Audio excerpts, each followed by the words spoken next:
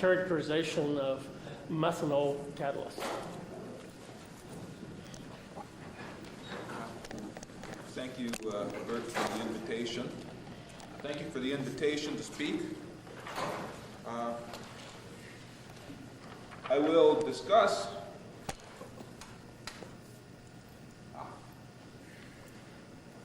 I will be discussing X-ray absorption spectroscopic studies of methanol synthesis catalysts. My co-author, Enrique Iglesias, I've indicated with the special font on my printer, which is called spray paint emphatic. I'm using it in a few other places. Unfortunately, the bold version is illegible. Oh, I should say, I've marked down here that this is a symposium recognizing John Sinfeld. John is a modest guy, so I didn't use the more familiar honoring John Sinfeld. And of course, if I really wanted to embarrass him, I would have said celebrating John Sinfeld. It would have been an interesting use of words.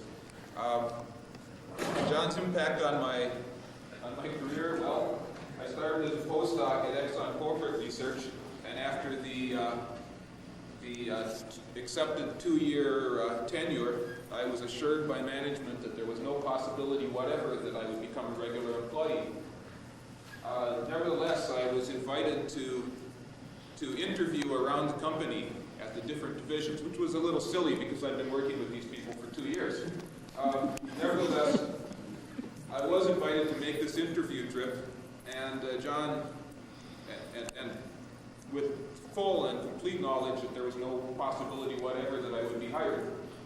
John told me that in the event that I was hired, I would be hired by whichever division chose to make an offer, and if none of them did, then corporate might choose to make an offer.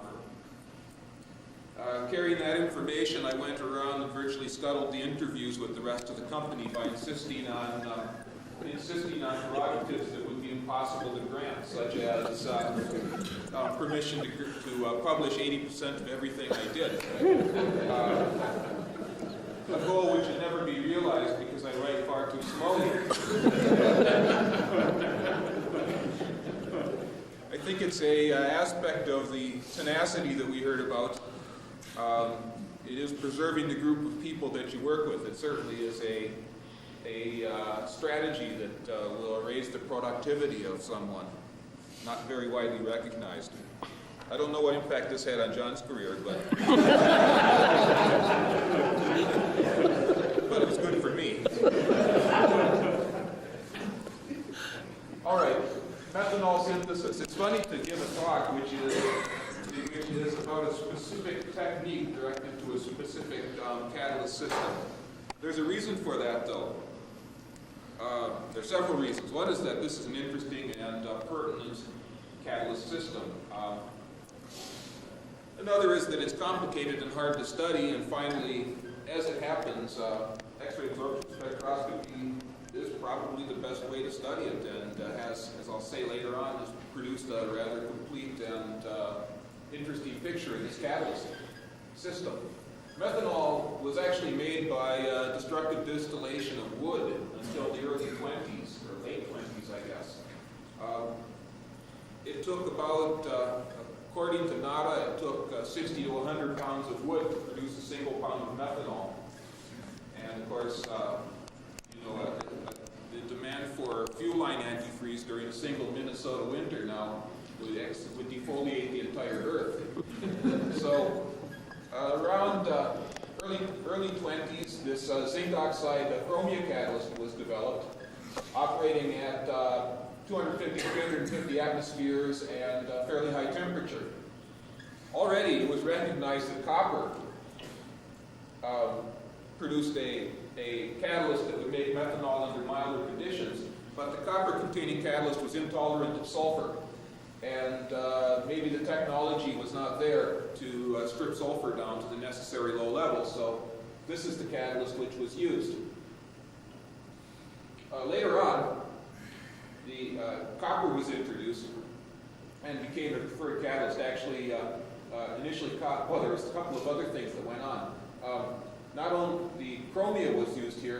because alumina was also a good promoter, but under these conditions, alumina would dehydrate methanol to methyl ether, so chromium is used there.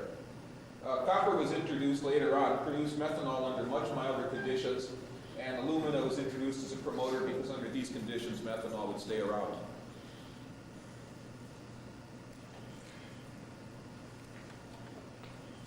There's been some confusion in the literature pertaining to methanol synthesis catalysts about what zinc and copper are doing with respect to each other.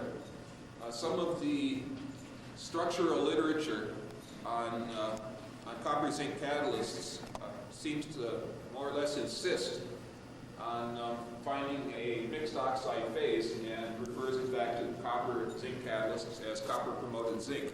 That's not quite true. Whereas zinc was the initial composition and copper came along a little later.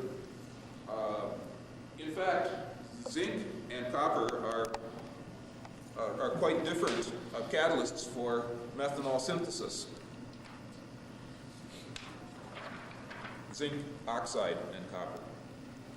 This is some older data, but there's a lot of this kind of data in the literature, more recent too, if a person prefers, that show apparent energies of activation on the vertical axis, and bars correspond to a number of different catalyst compositions for methanol synthesis.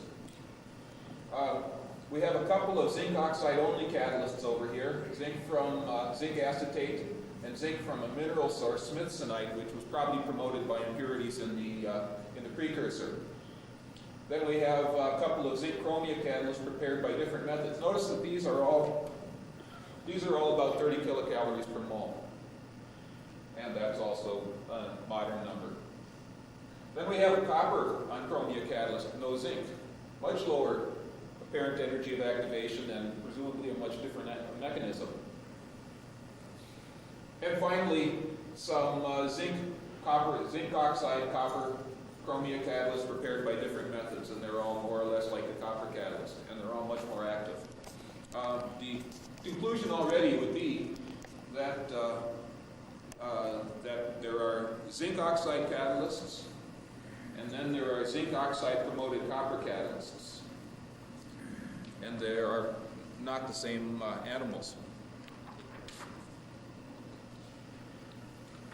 Now, concerning the structure of the catalyst, the modern catalyst is in fact a copper zinc alumina catalyst, and that's the material I'll be discussing mostly. Given that it contains at least those three components, initially copper oxide, zinc oxide, and aluminum oxide, there's quite a few different things that could exist under methanol synthesis conditions. High temperature, fairly high pressure, and reducing conditions. There could be mixed oxide phases. They could be the sort of zinc aluminate spinel, or they could also be a copper substituted zinc oxide phase. And some determined researchers have found copper substituted into zinc oxide. There could be supported metal. Copper is quite readily reduced, and so we could have copper supported on zinc oxide and zinc oxide promoted by alumina. In this case, it would still be a question, what is the particle morphology perhaps? It's not particularly easy to measure copper surface areas. And then there could be, of course, intermetallic phases, for example, brass, which is a copper zinc alloy. Now, another part of this talk has to do with the spectroscopy, X-ray absorption spectroscopy. So I have this slide because this is the technique that's been used in the papers to which I'll make reference. There is a tendency amongst some people who are engaged in characterization of materials to regard either EXAFS or diffraction as a superior method. It's a peculiar thing, but there are those who are partisans of one technique or the other. In fact, they are entirely complementary. This is, of course, an X-ray diffraction pattern. It is intensity of peaks versus angle 2 theta. In an X-ray diffraction pattern, the scattered particles are photons that are directed into the sample from outside. The wavelength is constant. The particles are scattered by planes of atoms, and the characteristic distance is varied by changing the angle of the planes with respect to the X-ray beam. When the X-rays are in phase at successive intersecting planes, then the scattering accumulates into peaks. When they're out of phase at successive planes, there are no peaks. This is an X-ray absorption spectrum. It is absorbance versus X-ray energy, or if you prefer, wavelength. It's really two different kinds of spectra entirely. It is generated when the photon energy exceeds a binding energy of a core electron. This happens to be zinc and zinc aluminate. These peaks up here are really resonances where the electrons are excited into bound states, and it's a kind of electronic spectroscopy. It is atomic information, molecular or atomic orbitals, and as Kunzel pointed out in 1932, the position of the binding energy of an electron increases as the atom is oxidized. So this position shifts to higher energy, and it's a way of determining oxidation state. This information out here, after Lytle, is called EXAFS. It is X-ray absorption, extended X-ray absorption fine structure, EXAFS. It's also scattering information. It is the same as this is, but it's a very clever kind of scattering. It's electron scattering.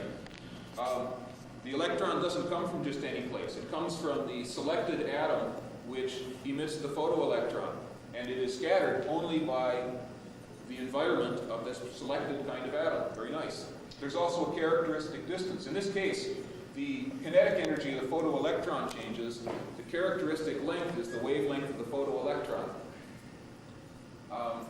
The scattering pattern for this electron is nested in the absorption spectrum. Now up here, diffraction just counts electrons, whereas it tells you how far apart planes of atoms are. It can't discriminate between a plane with a large number of light atoms or a small number of heavy atoms. There are characteristics of electron scattering, though, that permit you to discriminate between different atomic numbers of atoms in the vicinity of the absorbing atom. And my little diagram here shows that X-ray diffraction refers to large domains of atoms necessary to give diffraction peaks. EXAFS really only sees, well, as we heard yesterday, much larger than the first shell. But for practical purposes, every material is amorphous to EXAFS because an electron doesn't go far enough to accumulate peaks, as happens with X-ray diffraction.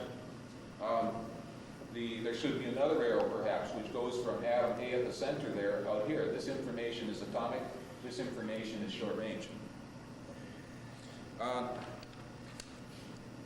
Okay. What about X-ray diffraction? It's the obvious structural tool to apply to a catalyst system that could have a lot of different phases in it. Well, it's not as useful as one might hope. A lot of the possible phases provide similar X-ray diffraction patterns. This is something that's pretty familiar to scientists working with catalysts. Everything that's contained in your catalyst has the same X-ray diffraction pattern, no matter what it contains. And in this case, copper oxide, zinc oxide, aluminum, in fact, copper is zinc metal, and the spinel phases all have very similar diffraction patterns. Look down here. This is 2 theta, this is intensity. Copper oxide and zinc oxide have similar diffraction patterns. Zinc aluminate, and then diffraction patterns from a number of different catalyst compositions, well, they're all a lot the same. If there were copper metal here, it would be right here also. So, in this respect, X-ray diffraction is not totally satisfying. Moreover, sometimes phases are amorphous or very small crystallites. That proves to be the case with actual active copper catalyst. You can't much see copper metal in a real catalyst because the particles prove to be too small. And then X-ray diffraction is rarely implemented under in-situ conditions, I think for historic reasons. The X-rays are just as penetrating for diffraction as they are for EXAFS, but it's a little more difficult to do in-situ measurements because the sample and the detector are in motion. And then too, Lytle developed an in situ cell, I think in the early 70s, made it available to industry, and I suspect that had a lot to do with popularizing in situ EXAFS. In any case, EXAFS is commonly implemented in situ and X-ray diffraction is not.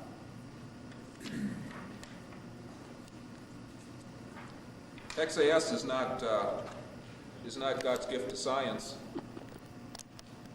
no matter what you may have heard.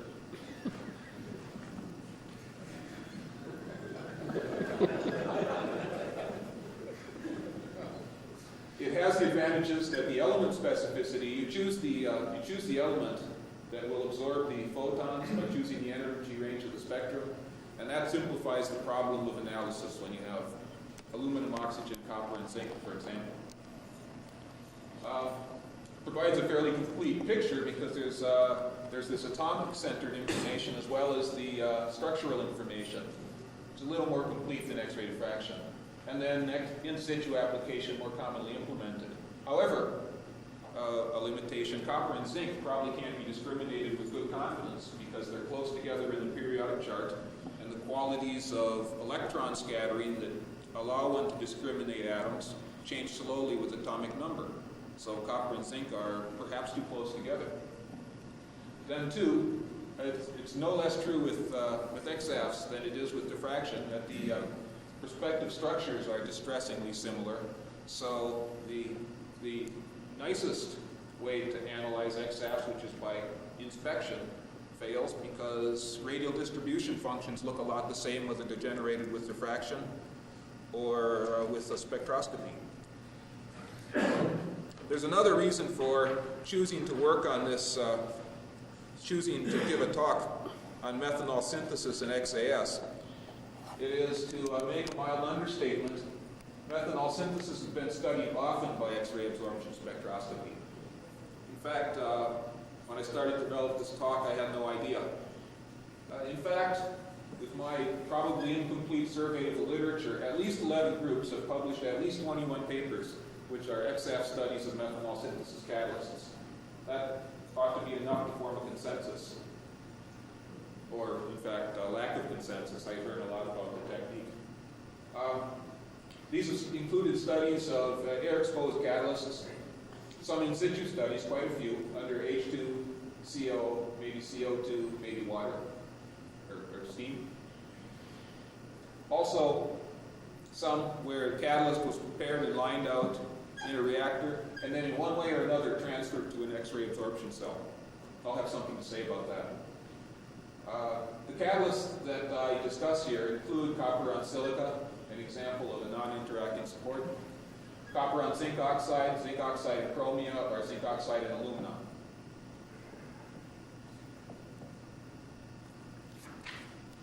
All right, a question. What do the data look like, and why would one hope to learn something about copper in these catalysts?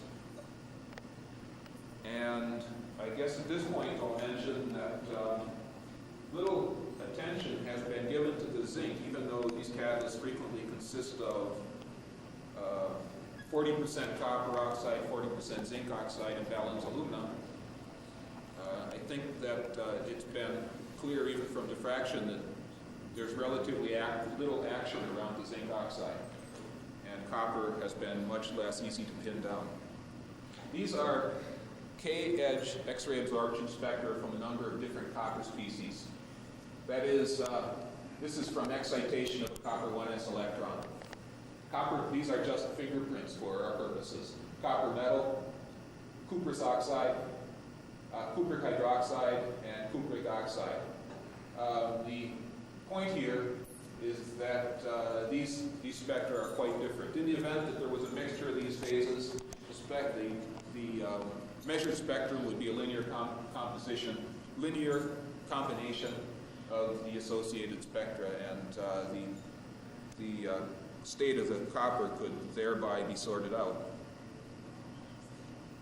These spectra are quite easy to measure, and I think this is probably the the way to go for industrial studies of catalysts. Just the edge. They're easy to measure, and the interpretation is relatively straightforward.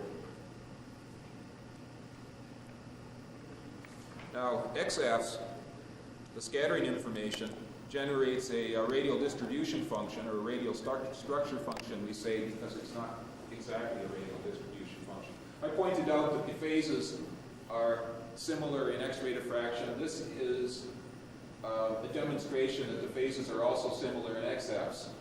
We have cupric oxide, which is easy to spot. This is a map, by the way. Magnitude of Fourier transform versus radial distance. What it means is walking away from the absorbing atom. Over here we have something which is related to the probability of encountering a neighboring atom.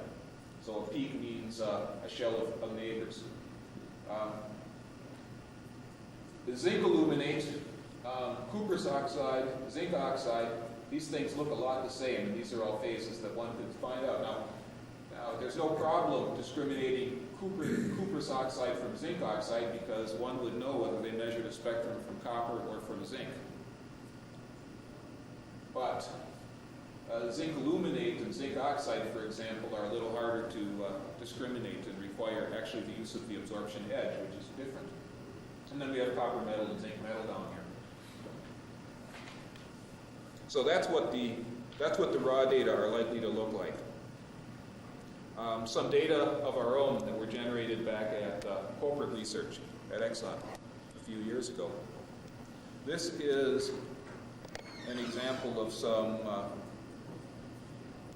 some reaction studies.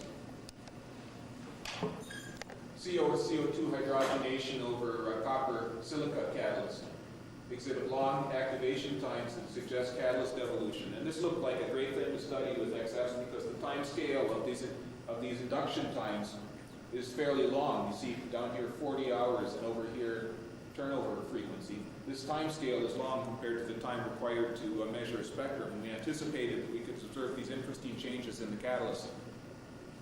You see as you come on stream with CO, there's a long induction time to line out, and then introducing CO2 produces a spike in activity which lines out again. This was a catalyst produced at 250 and run in CO and H2 or CO2 H2, 250 C42 atmospheres. But these changes are to be the object of the spectroscopic study. What did we see? This is a silica-supported catalyst now. First, looking at the copper K absorption edge. This is information on the local structure around the copper. Actually, the sort of like the chemistry of the average copper atom. Really, I was interested in discriminating the different phases: copper oxide, cupric oxide, cuprous oxide, copper metal, and so forth. Plotting here the percent of either cupric oxide or copper metal versus time in minutes, and this is 10 hours. This encompasses the induction times that I showed on the previous slide. We have reduction when the amount of copper metal in the sample increases. Then we introduce CO, nothing really happens. And we introduce CO2, and remember there's a big spike in the activity. But there is no corresponding apparent change in the state of copper during that time, and then we go back to H2. So we suspect that cupric oxide might be persisting at the metal support interface. What about the physical environment of copper atoms, or what might be interpreted as the size of copper particles for copper supported on silica? There's a bit of scatter in these data,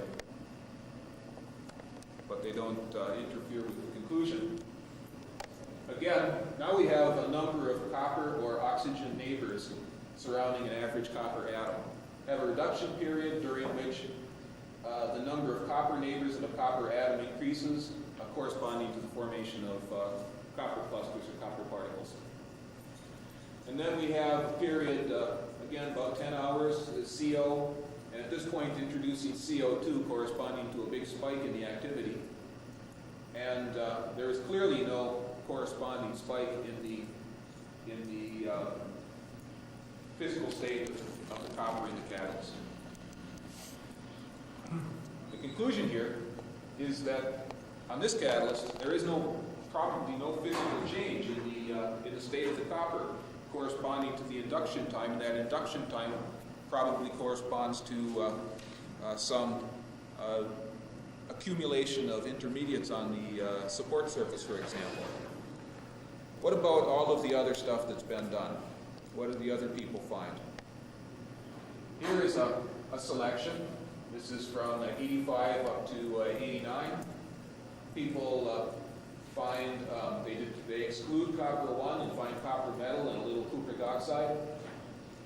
They find that zinc oxide is not affected by the reduction of copper, which they interpreted as rejecting the possibility of copper-zinc mixed oxide.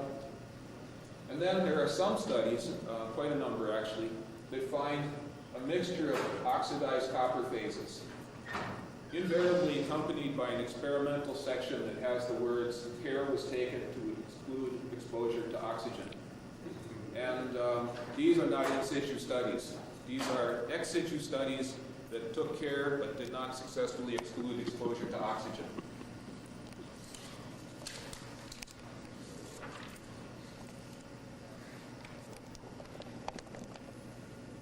Another set, more recent, 89, little if any oxidized copper, a different catalyst here. And then this was Thomas group, found mostly copper 0 and a little copper oxide.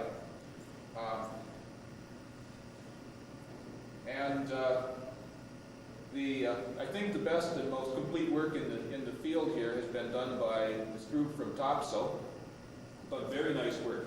In these recent papers, a couple of recent papers, 94 to 96, building on top of a long series of papers on studies of methanol synthesis catalysts, they find particles of zinc, or particles of copper, metal, on zinc oxide, because the catalyst is actually copper zinc oxide, which spread in response to a dry, reducing atmosphere, CO2 and H2, and which contract in response to exposure to water. I call it reverse SMSI because the metal is spreading on the support, and the spreading is reversed by exposure to an oxidizing atmosphere.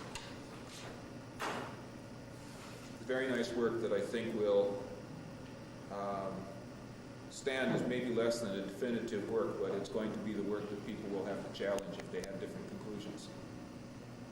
To summarize, copper metal was the active phase identified in studies that most rigorously avoided contamination of copper zinc oxide catalysts. XAS complements XRD because the phases are outside of the capability of XRD. Studies that avoided ex situ prep and sample transfer found primarily copper 0, occasionally Cu cupric oxide, and excluded copper 1 oxide. Changes in the activity of copper on silica had no corresponding changes in the state of copper in our study. The accumulation of an intermediate may be responsible for the induction times, transients.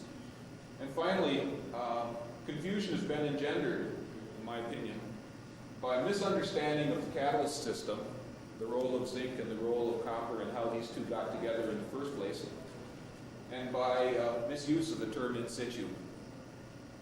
Thanks for your attention.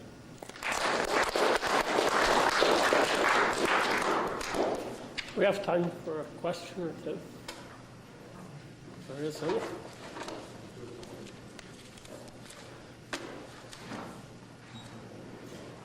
Well, if not, we will thank George again for an interesting presentation.